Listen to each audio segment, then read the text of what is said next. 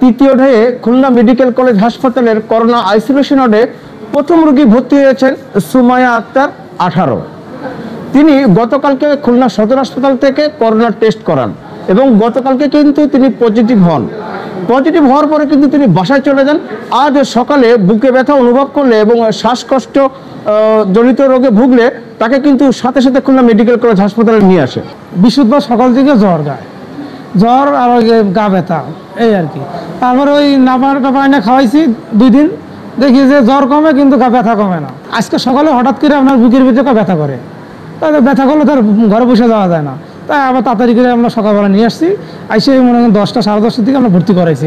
আমার মেয়ের বুধবার বৃহস্পতিবারে জ্বর আসছে, রবিবারে সদর হাসপাতালে নিয়ে আসছি। সদর হাসপাতালে নেওয়ার পরে টেস্ট করা আসছে সকাল 9টায়, পরে 10টার দিকে রিপোর্ট দিছে, বলছে যে করোনা হয়েছে। গতকালকে কিন্তু সদর হাসপাতাল কর্তৃপক্ষ কিন্তু খুলনা মেডিকেল কলেজ হাসপাতালে ভর্তির পরামর্শ দিয়েছিল, কিন্তু গতকালকে তারা ভর্তি না কিন্তু বাসায় চলে গিয়েছিল। কিন্তু আজকে সকালে বুকে ব্যথা এবং শ্বাসকষ্ট হতে কিন্তু তারা খুলনা মেডিকেল কলেজ হাসপাতালে এসে ভর্তি হয়। খুলনা মেডিকেল কলেজ হাসপাতালে আজকে আমরা প্রথম একটি করোনা রোগী শনাক্ত পেয়েছি। এই রোগীটা মূলত খুলনা সদর হাসপাতাল থেকে রেফার্ড হয়ে আসছে। পেশেন্টের সিমটম ছিল তার বুকে ব্যথা, শ্বাসকষ্ট। আমরা তাৎক্ষণিকভাবে তার অক্সিজেন ভেবে দেখি যে তার অক্সিজেনে আছে 86। আমরা তাকে অক্সিজেন 4 লিটার করে দেওয়ার পরে তার অক্সিজেনের লেভেল বেড়ে যায়। এখন তার অক্সিজেন লেভেল ভালো আছে। আমরা এখানে যথাযথ চিকিৎসা প্রদান করব এবং খুলনায় যে সমস্ত পেশেন্ট করোনার সিমটম যারা আছে তারা এখানে এসে পরীক্ষা নিরীক্ষা করতে পারবে। করোনা প্রাদুর্ভাব বেড়ে যাওয়ার কারণে খুলনা মেডিকেল কলেজ হাসপাতালে প্রথম সুমাইয়া আক্তার নামে রোগী ভর্তি হয়েছেন, যিনি সদর হাসপাতালে করোনা পজিটিভ হন। এখন আমাদের মেডিকেল কলেজ হাসপাতালে ভর্তি আছেন এবং আমাদের মেডিকেল কলেজ হাসপাতালে র্যাপিড অ্যান্টিজেন টেস্ট করা হয়। বর্তমানে আমাদের তানিয়া নামে একজন রোগী একটু আগে শনাক্ত হয়েছেন। উনি আমাদের মেডিকেল কলেজ হাসপাতালে এই প্রাদুর্ভাব শুরু হওয়ার পরের প্রথম শনাক্ত হওয়া রোগী।